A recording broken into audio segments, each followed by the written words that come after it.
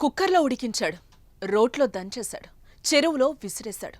ఇదేదో తినే ఆహారం కాదు, ఓ భర్త చేసిన కిరాతకం. కుక్కర్లో ఉడికించిందేంటో తెలుసా? తన భార్య మృతదేహాన్నే మళ్లీ రోట్లో దంచాడు. ఆపై ఏం తెలియనట్టు నాటకమాడి పోలీసుల వద్దకెళ్లి ఫిర్యాదు చేశాడు. ఆ దుర్మార్గుడు చేసిన పనిని తలుచుకుంటేనే ఒళ్ళు గగురు పొడుస్తోంది. భార్యను చంపడానికి ముందు అతడు ప్రాక్టీస్ కోసం కుక్కను కూడా చంపినట్టుగా తెలుస్తోంది. హైదరాబాద్లో జరిగిన ఈ దారుణ హత్య కేసులో సంచలన విషయాలు వెలుగు చూస్తున్నాయి. భార్యను ప్రాణంగా చూసుకోవాల్సిన ఆ భర్త ఎందుకంత కిరాతకంగా చంపాడు? ఎలా దొరికిపోయాడు? ఈ హత్య వెనుక అసలు కథేంటి?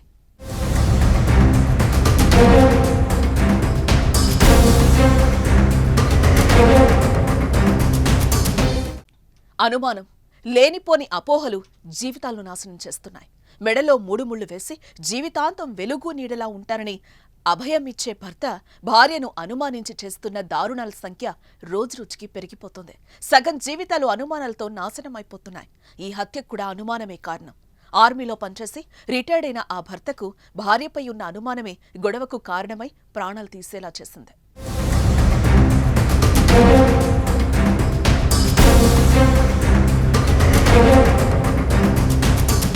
మెదక్ జిల్లా తూప్రాన్ మండలం దండుపల్లికి చెందిన వెంకటమాధవికి ఆంధ్రప్రదేశ్లోని ప్రకాశం జిల్లా జేపీ చెరువుకు చెందిన గురుమూర్తితో 10 ఏళ్ల క్రితం వివాహమైంది.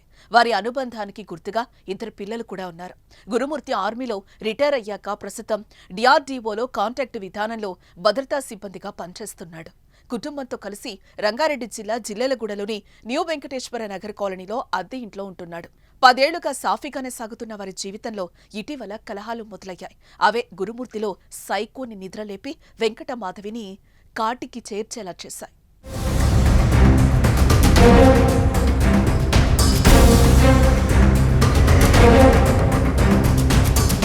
వెంకటమాధవిపై భర్త గురుమూర్తి అనుమానం పెంచుకోవడంతో ఇటీవల చీటికి మాటికి గొడవలు జరుగుతున్నాయి. ఈ నెల 15 గొడవ జరిగింది. సంక్రాంతి సెలవులకు వెళ్లిన చిన్నారులను తీసుకొచ్చే విషయంపై ఇద్దరూ గొడవ పడ్డారు.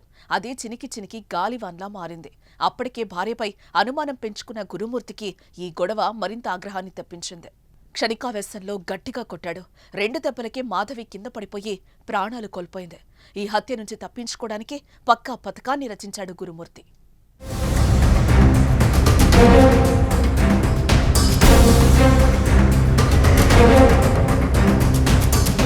మృతదేహాన్ని బయట పారిస్తే ఏదో ఒకరోజు దొరికిపోతామని భావించాడు.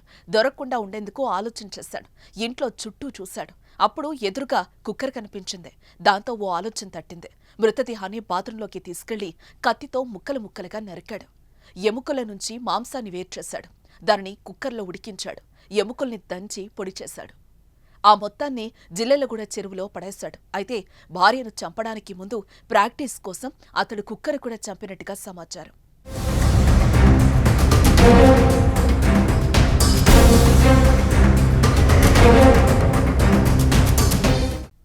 భార్యను 16న చంపేసినా ఎవరికీ చెప్పలేదు. ఇద్దరి మధ్య చిన్న గొడవ జరిగి ఇంట్లో నుంచి వెళ్లిపోయినట్లుగా తన అత్తకు అంటే భార్య అమ్మకు సమాచారం అందించాడు. ఆమె ముందు ఏం తెలియనట్టు నటించి పోలీసులకు ఫిర్యాదు చేద్దామని సూచించాడు. అత్తతో పాటే కలిసి ఈ 18న మీర్పేట్ పోలీస్ స్టేషన్కు వెళ్లి ఫిర్యాదు చేశాడు. వెంకటమాధవి ఇంట్లో నుంచి వెళ్లిపోయినట్టు ఫిర్యాదు చేశాడు.